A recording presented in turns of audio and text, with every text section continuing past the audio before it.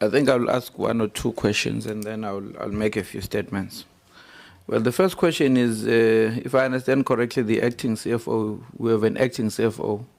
How far is the process of filling that position? And I believe that it's been vacant since last year. We are in May. I just want clarity in terms of when are we getting a permanent position there. The other question relates to, there was an issue of outdated policies raised by the SIU.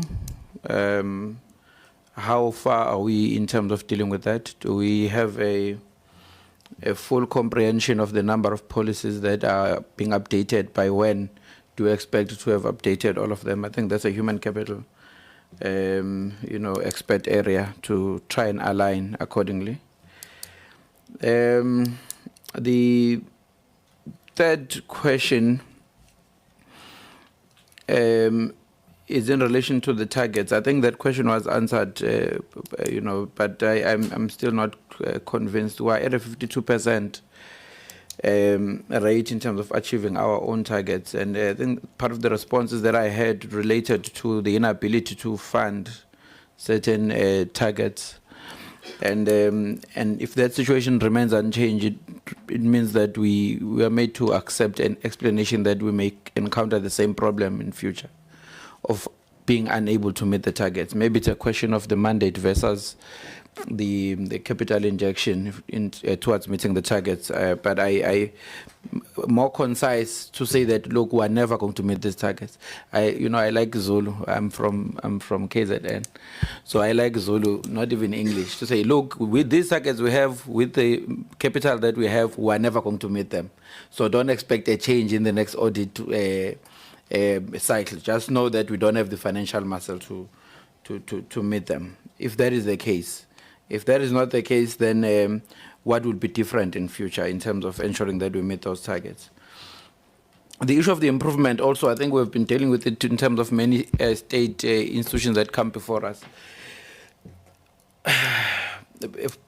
Generally across, it looks like we're measuring all progress against the bare minimum. There's very less productivity happening everywhere. Less compliance, more MIs and all of that. And then we do not measure ourselves in terms of what are the expected deliverables. So we'd say that, look, last year we got a disclaimer, so this year we got a qualified audit, so we're doing well.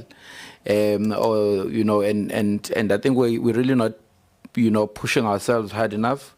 So my question is, are we, when we speak of the improvements that we see within the entity, from an honest point of view, are we measuring ourselves against what we think is the ideal performance or what we set ourselves for, or just from where we come from, which is probably at a very basic level, because maybe we may be coming from a very dire state.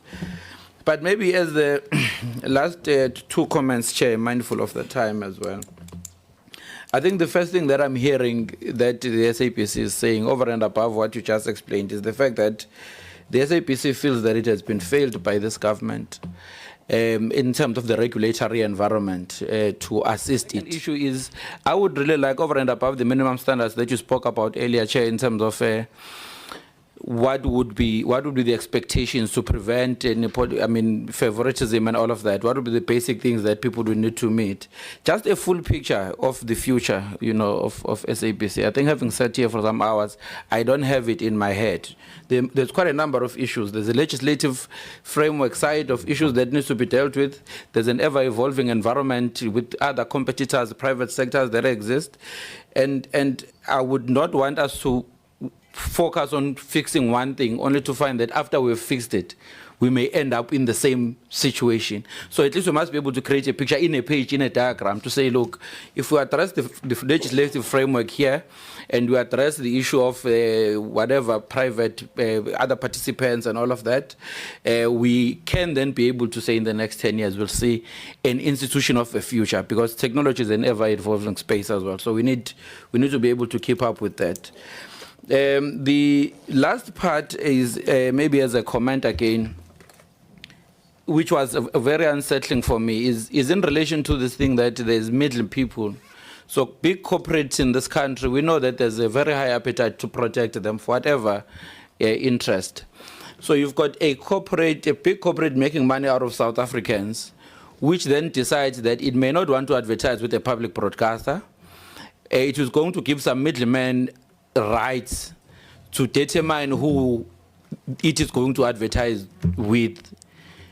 And that process cannot be interrupted, but the SABC must then follow behind and try to conform and find ways in which it gets access to that revenue. I find that very unsettling because unfortunately, you know, to some extent, we have relinquished our responsibility as government, as a developing state, to private capital to ensure that the society goes forward. But I think it's a space that needs to be seriously interrogated to an extent that private capital must understand their responsibility in also sustaining and funding public institutions for sustainability, because they benefit from them in the main.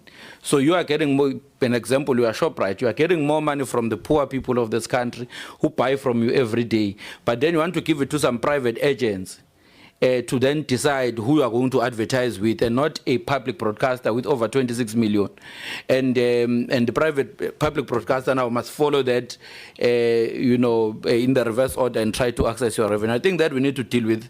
We need some decisions in government to say, to what extent do we regulate especially the big corporates, their advertising capital? How do we ensure that we regulate the space such that they are able to inject into the public broadcaster and other, you know, public institutions for sustainability? Thank you, Chair. Thank you.